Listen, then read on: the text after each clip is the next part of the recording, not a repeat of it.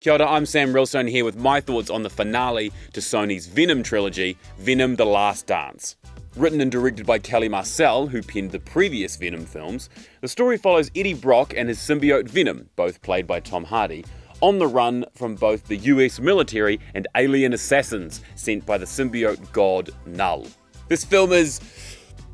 Sony, what are we doing? I can't even be semi-serious about it. It's just such a nothing movie.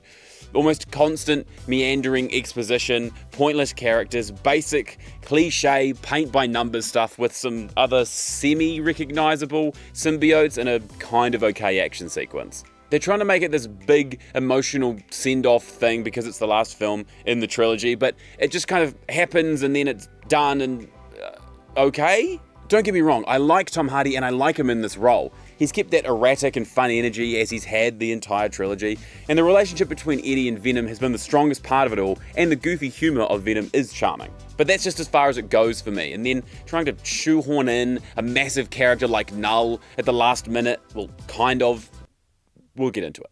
Null was created by Donny Cates and Ryan Stegman. He's the creator and god of the symbiotes, and debuted in 2013 in a Thor comic run. He's an extremely powerful being who actually created All Black, the Necro Sword, the sword that Gore the God Butcher uses. The same Gore from Thor Love and Thunder. Not that Null had any play or relevance in that movie, but I digress. Null started his journey by beheading one of the creation species in the Marvel Universe, the Celestials. He used that head to forge the symbiotes, and the head became Nowhere, a location famously seen in Guardians of the Galaxy. TLDR is that he's a universe-level threat that has a decent amount of lore that you need time to unpack. Writer-director Kelly Marcel has said, quote, "You can't really do the symbiote movies without him, but he's also way too big to be one and done."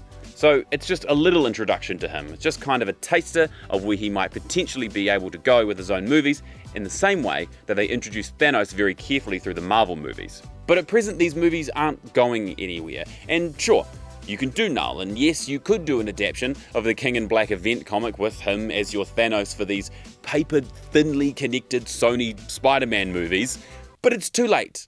Nothing other than the first Venom movie has done well, and even that is a semi-fun hot garbage mess.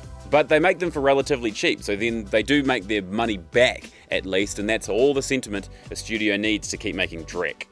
It also tries to have a heartfelt montage of the three films at the end, but it's not earned at all. I guess at least it's finished and had an ending, since nothing finishes nowadays. But it's such a just a movie. It's a nothing movie. I can't even tell you to see it as a goofy watch on a rainy afternoon, because that would mean giving more money to this, and look where that's got us. So, not a recommendation from me, but I do of course encourage you to go out there and make your own opinions.